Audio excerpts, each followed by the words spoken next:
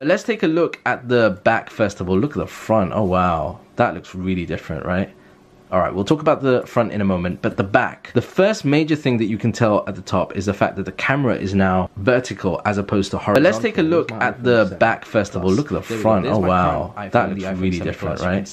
Alright, we'll talk about the front in a moment, but the back. The first major thing that you can tell at the top is the fact that the camera is now vertical as opposed to horizontal. Where's my iPhone 7? Plus. There we go. There's my current iPhone, the iPhone 7 Plus. You can see that the camera arrangement is different. And also, on the current iteration of the iPhone, you have the LED flash here, whereas on the new one, it's kind of embedded within this camera unit. So that's one major difference. The second thing is the actual kind of look and material of this.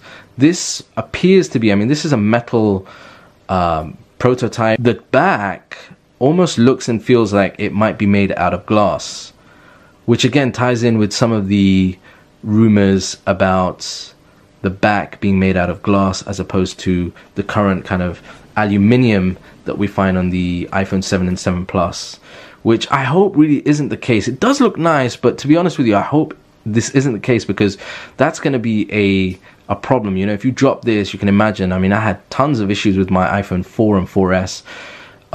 If you end up dropping this, then this is going to shatter very, very easily. So we'll have to wait and see if that's the case. It does look nice. It does look nice indeed.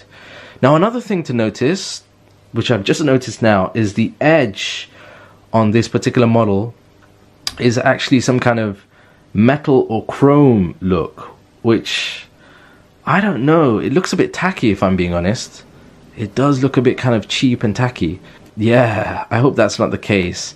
Now, I purposely got the white color because there are a couple of prototype models that are in the darker color knocking around. I didn't want to get that because they don't really show up very well on camera, and I'm glad I got the lighter version because you can see the details a lot clearer on camera. Alright, well, another thing about the back, we have no fingerprint sensor on the back. Now, some of the earlier prototypes, again the ones that are knocking around online, and some YouTubers have focused on that, have a fingerprint scanner on the back. This one doesn't. So we're gonna have to see how Apple are gonna deal with the fingerprint scanner situation. On the side, we've got the volume rocker, we've got the vibrate switch button here, which obviously, because this is not a working unit, doesn't do anything. On the other side over here, we've got a power button. Now that power button actually looks longer than the current iPhone version. Let me just show you the current iPhone 7 and 7 Plus. That's the power button there. That is definitely a longer version, which is actually easier to kind of hit. Nothing on the top. And then you have at the bottom, let me move this out of the way, nothing at the top, but at the bottom you've got the stereo speakers. Will we have stereo speakers at the top like the iPhone 7 and 7 Plus? We'll have to wait and see. And then you've got the lightning cable over there. Now the front is, on this particular model, is really an updated front based on, again, rumors and leaks, but also the firmware related to the brand new, the upcoming HomePod has pretty much confirmed that this is the kind of front screen that we're going to get. We're going to get this kind of unit at the top that has, very interesting, not 1, 2, 3, 4, but yeah, so we're going to have what appears to be almost like 2 front cameras, what looks like a